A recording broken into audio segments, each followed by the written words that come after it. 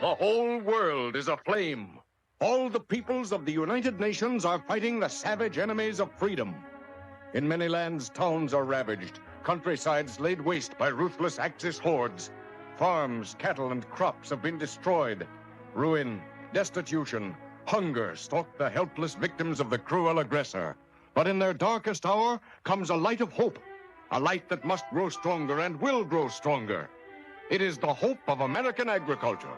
Though this nation must fight to keep invaders from its own shores, its farmlands are abundant, greater even than the areas of Norway, Sweden, Denmark, Spain, Portugal, France, Switzerland, Great Britain, Poland, Czechoslovakia, Belgium, Holland, Yugoslavia, and Greece. And spread over this vast land are the farmers, their wives and their children. 30 million, twice as many as the Axis has soldiers. Grim farmers with sleeves rolled up, ready for sacrifices. These embattled farmers are armed. Their weapons are the panzer forces of food's battle line, farm machinery, battalions of combines, regiments of trucks, divisions of corn pickers, potato diggers, planting machines, columns of milking machines, and all these machines kept in repair by farmers and their sons under the stress of war. These farmers pouring out bumper crops to fill many a bare cupboard. The farmer with his wheat crop for this year, 52,800,000,000 pounds of wheat. If all this wheat were made into flour, there'd be enough to snow under the entire German Panzer Army. Looks to me like another Russian winter. Or if all this flour had been baked into bread, there would be enough loaves to build an Egyptian pyramid, and another, and another, and another. Placed a mile apart, they'd stretch the length of the Suez Canal. Supposing this flour had been made into spaghetti, look at the sweater you could knit. Just a snug fit for old Mother Earth. Corn, 2,850,000,000 bushels. If all this were grown into one huge ear, it would make a bridge from London to the Black Sea. And that hangs right over your head, Adolf. Soybeans, 160 million bushels. Ground into flour, it would make a loaf that would fill Red Square in Moscow. And it has double the nutritive value of meat. Potatoes, 30 billion pounds, just about twice as high as the Rock of Gibraltar. Some potatoes. Here we have the Matterhorn in Switzerland, and this year's crop of tomatoes, 1,800,000,000 pounds. Vegetables, all kinds of them. There'd be enough to cover the wall of China, 1 billion bushels of them. Yes, and we're producing vitamins and food concentrates packed with enough power to bowl over the Axis nation. That was vitamin X, boys, just to mark the spot. Fruit juices, billions of gallons. If pressed from our fruit crop of 35 billion pounds, there would be enough to keep old faithful Geyser gushing for nearly 4 months.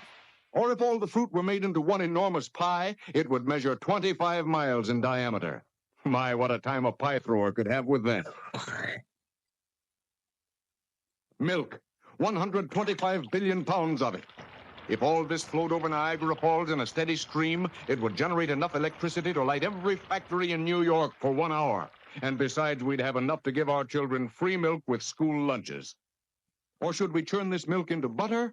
War-flooded fields of Holland could be reclaimed by dikes it would build. And if made into cheese, it would make a piece equivalent to this much of the moon. Just imagine a fire made from 4 volcanoes the size of Vesuvius, and a griddle 500 square miles in area. That's what it would take to broil the 30 billion pounds of meat American farms are producing. This little girl grown plump on a diet of our 11 billion pounds of fats and oils would outweigh 100 super dreadnoughts. And what's more, she'd black out all of Berlin. American hens are busy, too, laying 50 billion eggs. If all these were made into one huge fried egg, it would cover all the United States and Canada. And don't forget, we have enough bacon to go around it. And here come the pigs, 100 million strong. Just think of it. 2 pigs for every person in Great Britain and Ireland combined. Who's afraid of the big bad wolf? Not the farmer of the United States who works and sacrifices to fill the holds of victory ships. Ships turned out by men and women working night and day. Ships that must be fought through dark oceans where submarines lurk. Ships guarded by aircraft, more and more of them. Ships protected by the blasting fire of men of war.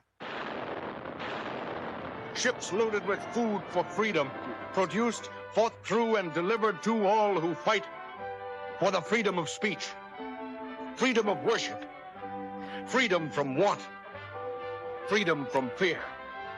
Under this insignia is shipped food that will win the war.